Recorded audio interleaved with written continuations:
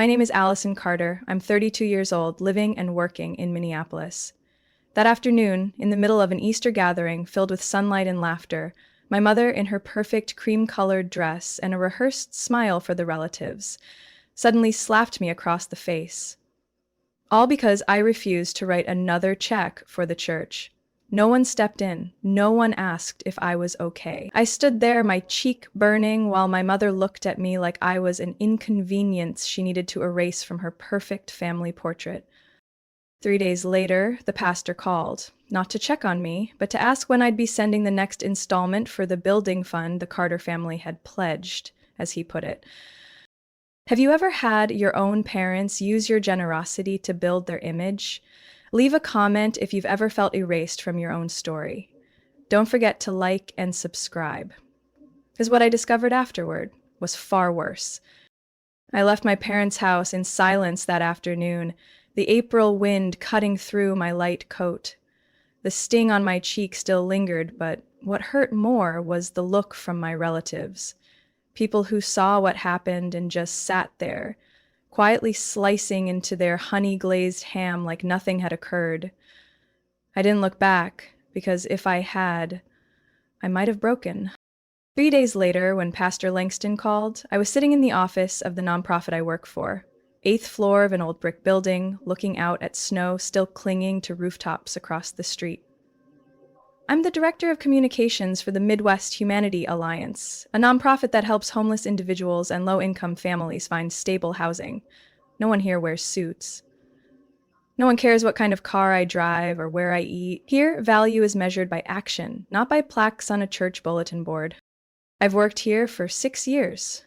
The salary isn't high, but it's steady. I make enough to live on, enough to save, and every year I've donated $15,000 to Grace Fellowship Church. A gesture I thought was my way of thanking my parents for raising me. But the more I reflect, the more I realize it was never really my gesture. It was my mother's expectation. My mother, Deborah Carter, wasn't a bad person, at least not in most people's eyes. She chaired the church's women's committee, organized prayer circles, ran fundraisers, and made soup for the needy every first Wednesday of the month. She always wore pastel dresses, kept her hair pinned neatly, and her smile appeared at exactly the right moments. But behind that gracious exterior was a woman obsessed with control, perfection, and above all, recognition. The Carter family has always been generous, she once said during a church gathering when Pastor Langston mentioned their top donors. We believe giving is the noblest way to live our faith. I sat there holding a lukewarm cup of tea and thought, who exactly is we in that sentence? I've never once seen my name listed individually on any donor acknowledgement at church, even though the money came from my account. Every year I divided the $15,000 into 4 installments, sending them at the start of each quarter. Each time, my mother asked me to use our old home address. Just to keep things simple for the church records, she said. I didn't question it. I trusted her. I grew up in a family that appeared flawless from the outside. My father, Edward Carter, ran a building materials store in the suburbs. My older brother, Luke, is a doctor with a wife, 2 kids, and a house with a 2-car garage. Me? I live alone in a small downtown apartment. I'm unmarried, childless, and work at what my mother once called a charity job with no future. From a young age, I was always compared to Luke. Everything he did was something to be proud of. He aced biology, the whole family celebrated. I won a state-level essay competition. My mom said, that's nice, but maybe focus more on math. When Luke got into med school, she threw a huge party with a banner across the front lawn. When I got accepted to a communications arts college, she just nodded and said, as long as you're sure this is a serious path. Every family dinner felt like a performance. Luke would talk about surgeries and get nods of admiration. I'd share a story about a media campaign that helped a single mom find housing for the winter, and my mother would change the subject to dessert. Luke got asked about his vacation plans. I got asked when I'd finally settle down. I used to think I'd gotten used to it, but that slap on Easter broke something. It wasn't just a rash act. It was a statement that I had no right to question, that I was only loved when I complied. As I sat in my office listening to Pastor Langston's gentle but pointed mention of the family's financial commitment, I realized this was no longer just a family issue. I was being treated as an extension of my parents. The money I earned, the sweat I poured into my work had been swallowed up into the reputation of the Carter family, and no one ever asked if I wanted to be a part of that. I hung up, sat still. My eyes began to sting, but I didn't cry. For the first time in many years, I saw it clearly. I had been quietly erased from my own life, and the ones who erased me were the same people who taught me to be kind. I looked out the window. The snow was finally melting from the rooftop across the street, revealing old red brick. Spring was coming. I thought to myself, if I don't stand up now, then when? The Easter dinner was held at my parents' house like it was every year. The long dining table had a white cloth, a vase of yellow tulips in the center, and the fine china that only came out for special occasions. I arrived on time, carrying the pasta salad Megan had asked me to bring. As soon as I stepped through the door, I saw my mother, Deborah, emerge from the kitchen with a radiant smile. Though her eyes were scanning me, she gave me a quick hug and whispered, "Be on your best behavior today, okay? We have some important church guests joining us." I nodded without responding. In moments like these, my mother's words were never suggestions. They were sugar-coated commands. My brother, Luke, was already there with his wife Hannah and their twin boys playing in the living room. My father was chatting with Mr. Murray, who'd just been elected to the church's board. The room felt warm, but something in my gut was uneasy. We began dinner after a brief prayer from Pastor Langston, who my mother had invited as a way to showcase the Carter family's closeness to church leadership. The meal started with honey-glazed ham, homemade rolls, and salted egg potato salad, my mother's go-to dishes when she wanted everything to appear just right. I was cutting into my salad when my mother suddenly raised her voice, looking toward the pastor. "We're so honored to support the church's new community center project," she said brightly. "The Carter family has pledged $25,000 to this year's building fund." The table fell quiet for a moment, then scattered applause broke out. Pastor Langston nodded appreciatively. "What a shining example of generosity. Thank you, Mr. and Mrs. Carter." I set my fork down, heart pounding in my chest.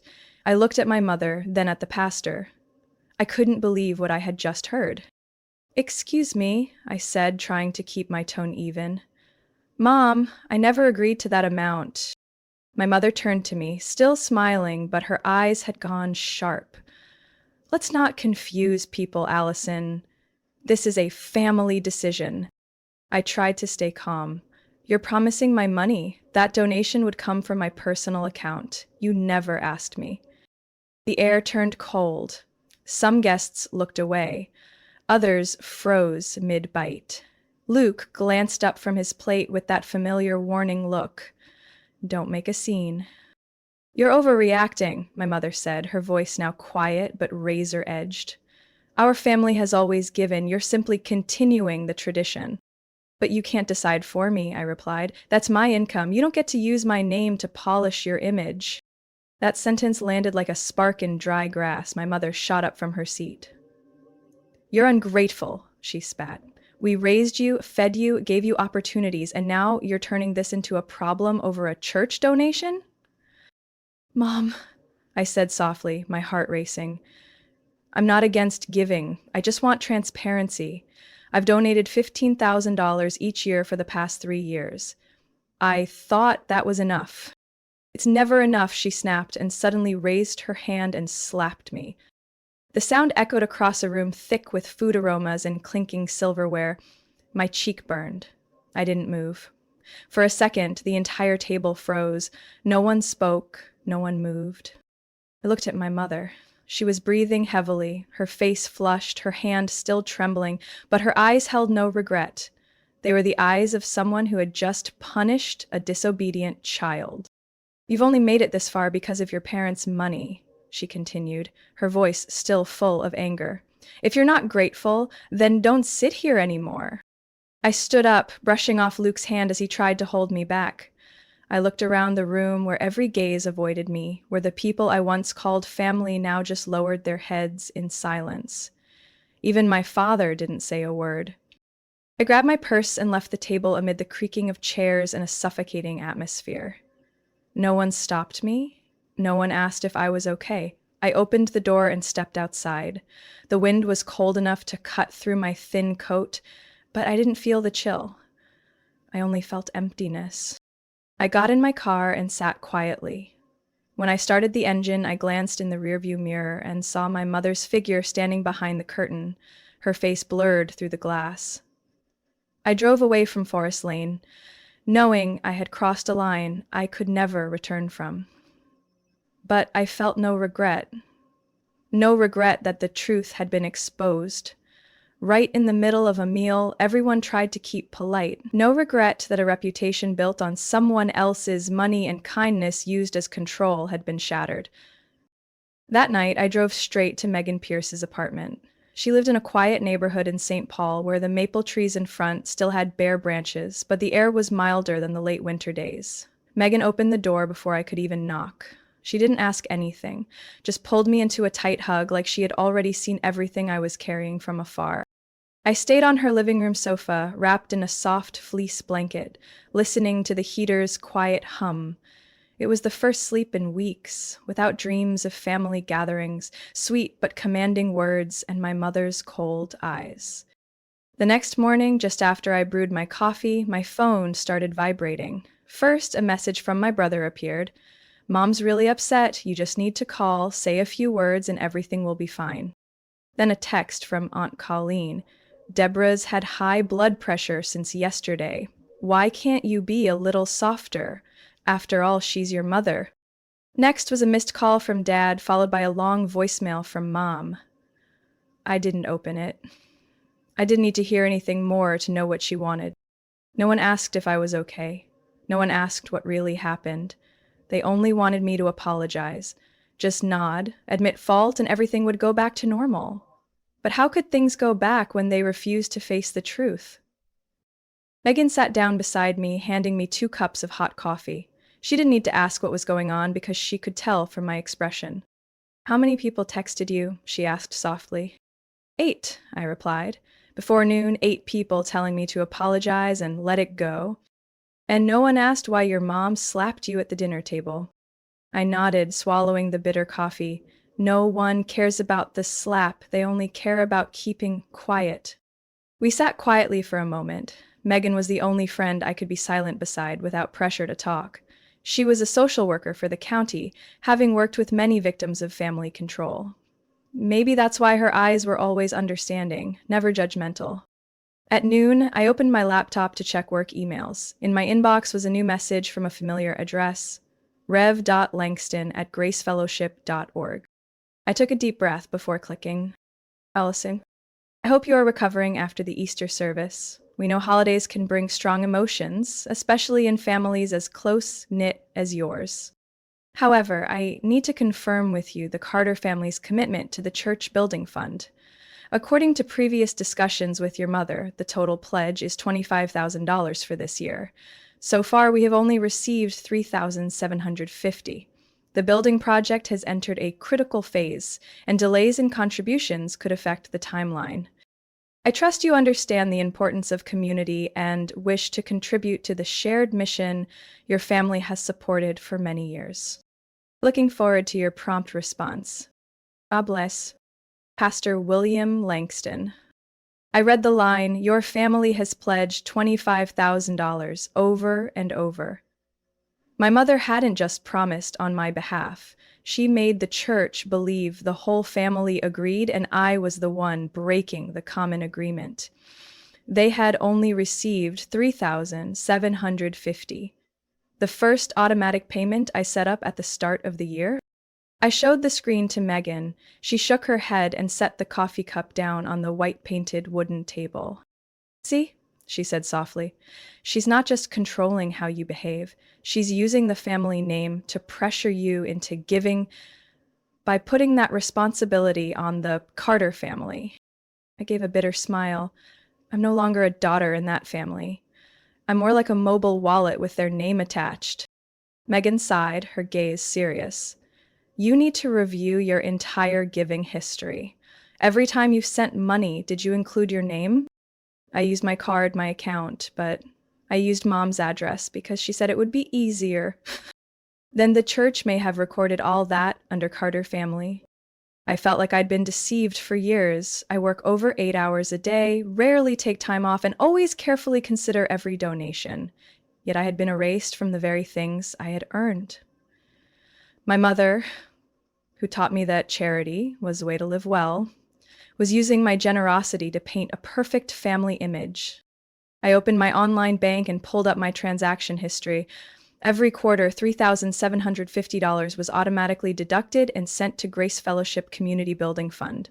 All transactions clearly listed my name, Allison Carter. But when I went to the church's website and looked up the year-end financial report, I saw Carter family listed among donors over $20,000. No line with my name, no Allison Carter, only Carter family. And below, my parents receiving the Outstanding Service Award. I felt choked up. My hand gripped the mouse tightly, but my voice was calm when I said to Megan, "She didn't just promise money for me. She built the church's reputation on the name I made," and erased me from the picture. Megan stayed silent. After a while, she gently touched my shoulder. "Then it's time to take back your voice." I spent the whole afternoon in Megan's kitchen corner, where sunlight filtered through the blinds, tracing patterns on the chipped wooden table, mingling with the faint scent of licorice tea on the stove. In front of me were my laptop, an old notebook, and piles of printed bank statements from the morning. Megan sat opposite, occasionally watching as I scribbled notes, silently, like someone guarding a heart surgery. I traced back all donations to Grace Fellowship Church for the past 5 years, since the day my mother told me, "You should learn to give like the adults in this family." Back then, I had just been hired full-time at the nonprofit, my first paycheck under $3,000, but I agreed to set aside $4,000 for the church fund. Mom said, "You just do your part, we'll do the rest." I trusted her. I always trusted her. The bank data clearly showed no room for doubt. Every year, I gave a total of $15,000, split into 4 payments. Transfers always came from my personal account, with the note, "Donation to Grace Fellowship Community Building Fund." The address attached was my old Bloomington home, where I hadn't lived since 2019. I wrote the numbers in my notebook. 2019, $15,000 from Allison. 2020, $15,000 from Allison. 2021, $15,000 from Allison. 2022, $15,000 from Allison. $2,750 from Allison. I sat up straight, took a deep breath, then moved to the next section, compiling contributions from my parents. This wasn't as easy as checking my own account, but I had a way. I remembered once cleaning out the old house and seeing Mom keep a printout of the church's financial reports, something she often used to cross-check her personal ledger. I texted Megan, asking her to stop by the Grace Fellowship office to borrow the latest public report. That night, she brought back a copy of the 2022 contribution report. It included a list categorized by donation amount. Over $25,000, 3 families. From $20,000 to $24,999. Carter family. From $10,000 to $19,999, 7 individuals. From $5,000 to $9,999, 14 individuals. I furrowed my brow. If I donated $15,000 and my parents gave $5,000, the total was only $20,000. But if the church grouped it all under Carter family and assumed it came from a single source, then they placed my family in the $20,000 to $24,999 range. There wasn't even a separate listing for me in the $10,000 to $1,999 category, even though I was the largest donor there. "This is the key point," I told Megan, pointing at the line that said Carter family. "That entire amount didn't come from them. Over 70% is from me." Megan carefully reviewed the copy, tapping lightly on the table. "And the church doesn't separate individual donations. They lump everything under one family unit for easier publicity. But they use that same method to award titles and positions." I pointed to the next page, where a list of individuals honored at the spring ceremony was printed. Deborah Carter, Outstanding Woman of Service of the Year. Edward Carter, member of the Finance Committee and Construction Project Oversight Board. My chest tightened. All these years, I thought my mother was honored for the time and effort she devoted to the church. It turned out a large part came from her skillfully using her daughter's finances to support her reputation. Megan looked at me, her eyes heavy. You see now, it's not just a matter of accidentally promising on your behalf or a misunderstanding. This is systematic, intentional. I didn't respond. I stared at my mother's name on the report, thinking about all the times she stood on the church podium holding flowers, receiving thanks from the pastor. I remembered her telling neighbors that my family always prioritized giving back to the community. I recalled sitting silently in the back row, clapping quietly, believing I was doing the right thing. I pulled a small necklace from my pocket, the gift my mother gave me when I graduated college, a silver heart pendant engraved with the phrase, "To give is to grow." I was moved to tears then. Now I look at it like a slogan used to hide a sophisticated strategy. The phrase isn't wrong, but for my mother, giving seemed to be just a tool to receive praise. And if possible, she was willing to give away someone else's credit. I put the necklace down on the table. My voice was soft but firm. This is no longer a family matter. This is a carefully built deception, and I won't stay silent anymore. Monday morning, when I walked into the office at the nonprofit headquarters downtown Minneapolis, the atmosphere was as quiet as usual. I greeted a few colleagues, hung my coat, and brewed a hot cup of peppermint tea to start the day. But before 9 a.m., I received an email from Mrs. Dean, my director. The subject was brief. Private meeting, urgent. Mrs. Dean was a woman in her early 60s with short gray hair and a deep but warm voice. She was the first person who trusted me with the communications director position 6 years ago, despite my lack of an MBA like many other candidates. Her office was upstairs, overlooking Nicollet Park. When I knocked and entered, she was already waiting. On her desk lay a pale gray folder clutched between her hands like something precious. "Allison, please have a seat," she said seriously, but without harshness. "I received a strange call this morning. I want you to hear it directly from me to avoid any misunderstanding." I sat down, clasping my hands lightly. My heart involuntarily sped up.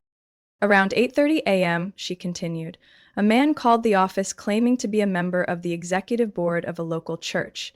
He didn't give his name, but said he felt responsible to warn us." I stared at her without blinking. "What did he say?" I asked quietly. "Hinder said you show signs of psychological instability, are going through a family crisis, and that you're no longer suitable to lead sensitive community projects." I remained silent.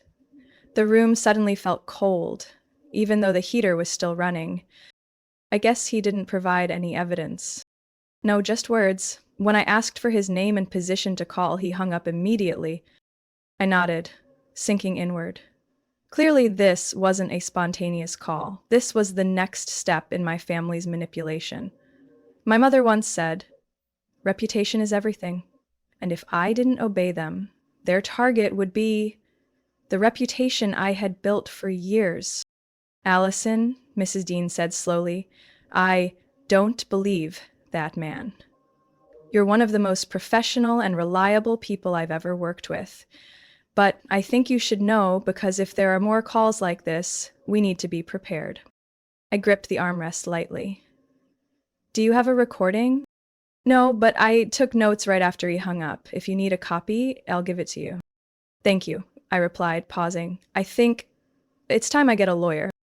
That afternoon, I called Thomas Grant, a lawyer specializing in harassment and reputation abuse in nonprofits. I met him at a human resources protection seminar where he spoke frankly but with empathy. I told him everything, from the donations issue, the slap at Easter dinner, to the anonymous call that morning.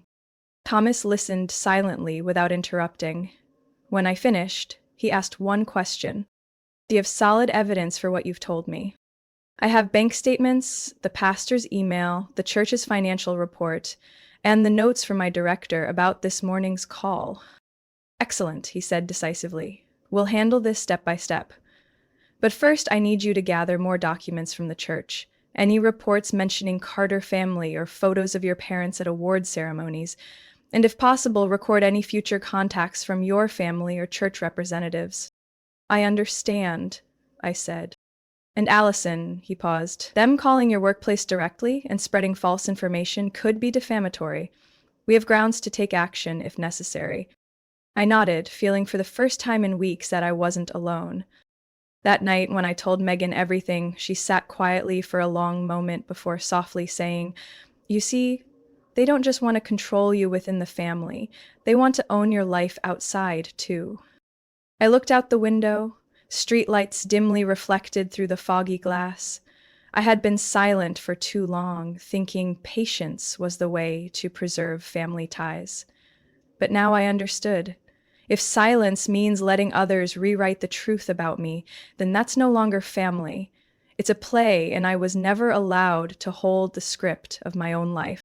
That night, after showering and drying my hair in Megan's living room, she handed me a thick stack of printed papers, the edges clipped by a clear plastic cover. On top was the logo of a local construction company, Carter and Mason Supplies. Beneath the logo was a line I had to read 3 times before fully grasping the meaning. Building Materials Supply Contract for St. William Church Project. Total value, $125,000. I looked at Megan, feeling a cold wave wash over me. "What is this?" I asked. Megan sat down across from me, pointing to the small print at the bottom. "This company is registered under your dad's name, Edward Carter. I checked the city's public bidding system. This contract was approved just 2 weeks after your mom announced that the Carter family committed to donating a total of $25,000 to the church. Sound familiar?" I went numb. "Not only that," Megan continued, flipping to the next page, "the main contractor was proposed by Pastor Langston. In a memo he sent to the board, it said, 'The Carter family has long been a pillar of support. We fully trust their integrity and the quality of services they provide.'" I leaned back in the chair as everything seemed to collapse around me. The puzzle pieces I'd been gathering, the slap, the donation promise, the anonymous call, the fake financial reports, now held a new weight. This was no longer about morality. This was about money.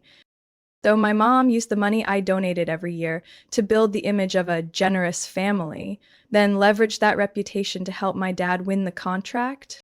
Exactly, Megan nodded. "And the $15,000 you donate each year, your name never appears in the records. I checked thoroughly. All the amounts are listed under Carter family. Like a single sponsorship. And thanks to that Carter family, Edward Carter won the contract to supply bricks, concrete, and steel pipes for the entire church."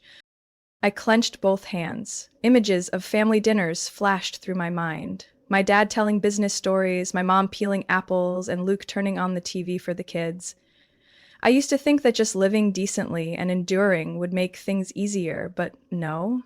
This was a carefully planned, silent, and long-term campaign. "Your mom raised the donation amount from $15,000 to $25,000 to ensure the finance committee approved your dad's contract," Megan continued. "I even called a competing company. They said they bid nearly $20,000 less, but were still rejected." I sighed, helplessness rising in my throat. "What about Luke? He's a doctor. He can't not notice this." Megan hesitated. "I think you should read this." She flipped to the last page. It was a copy of an email between Edward and Luke titled, "Aiden's Future." Aiden is Luke's son, currently in high school. In the email, Edward wrote, "Rest assured, when Aiden enters medical school, I will cover his tuition. Anyway, the money from the church project will help us secure finances for the next few years." Below was Luke's reply, "Thanks, Dad, I understand. I won't say anything." I set the papers down, too drained to react. The silence of the past weeks became clear. Luke knew everything. But he stayed silent because that silence would secure his son's future. And me? I was the sacrificed piece, the one without a family to worry about, the quiet but steady financial source. As long as I didn't speak up, I stood and walked to the window, looking out at the Minneapolis street. The night twinkled with scattered car lights. I stood there, in a borrowed apartment, clutching years of living decently and trusting as if it were the biggest mistake I ever made. My entire adulthood was spent protecting the Carter name, trying to be the daughter who didn't disgrace the family. And they turned my devotion into a bargaining chip. Allison. Megan came over and put her hand on my shoulder. You don't have to endure this alone anymore. I nodded. That was right. I wasn't alone. And I would never let anyone use the family name to profit off my honor, my job, or my life again. I was sitting at Megan's dining table, still gripping a warm cup of tea when my phone rang. It was Luke.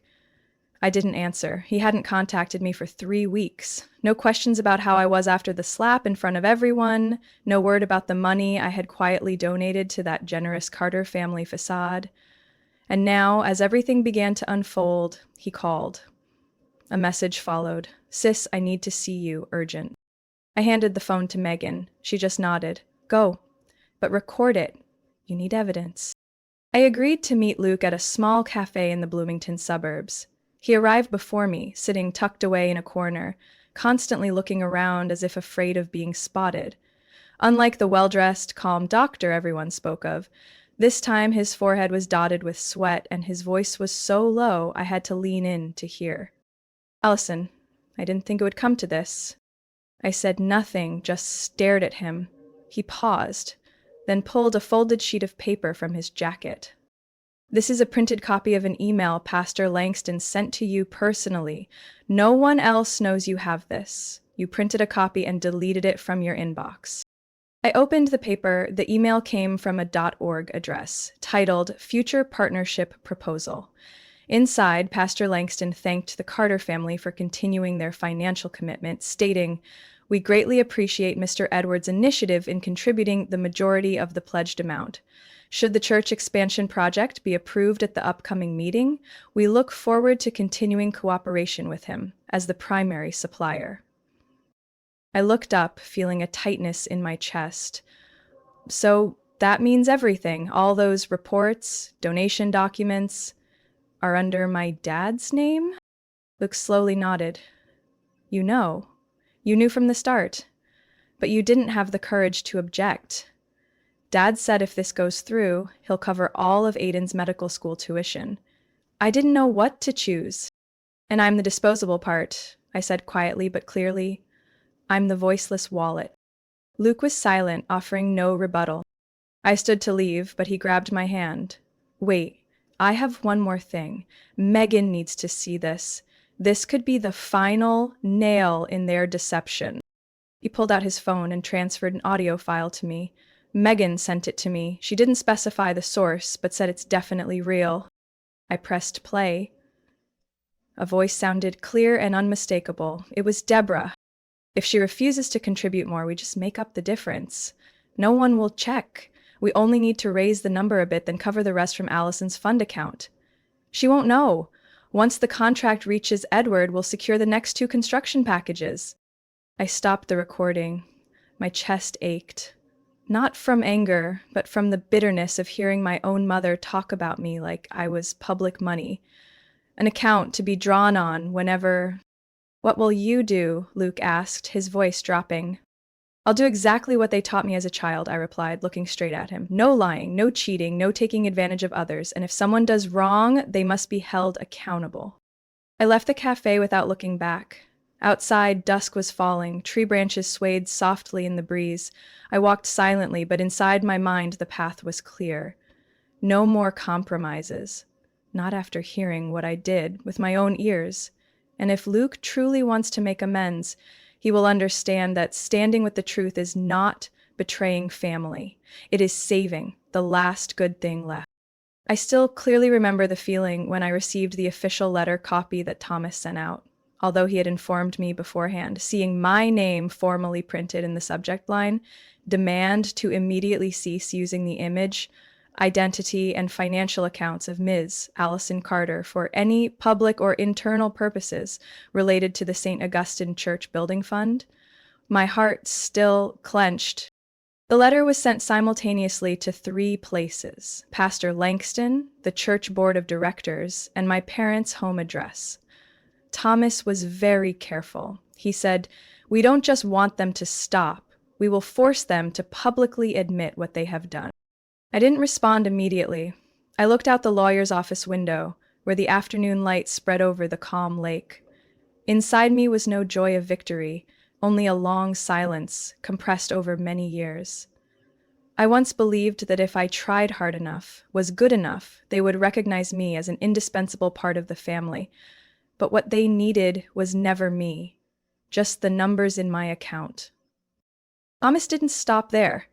Based on the collected evidence, the recording of Deborah, the pastor's email, the falsified financial report, the supply contract in Edward's name, and my bank statements, he submitted the case to the local police department and the Minnesota Department of Revenue. I didn't know how long the investigation would take, but I knew from that moment there was no turning back for them. Less than 10 days later, St. Augustine Church sent out an urgent meeting notice. I was not invited. But Megan, acting as an honorary member of the former Finance Council, thanks to her retired uncle, was invited as an independent advisor.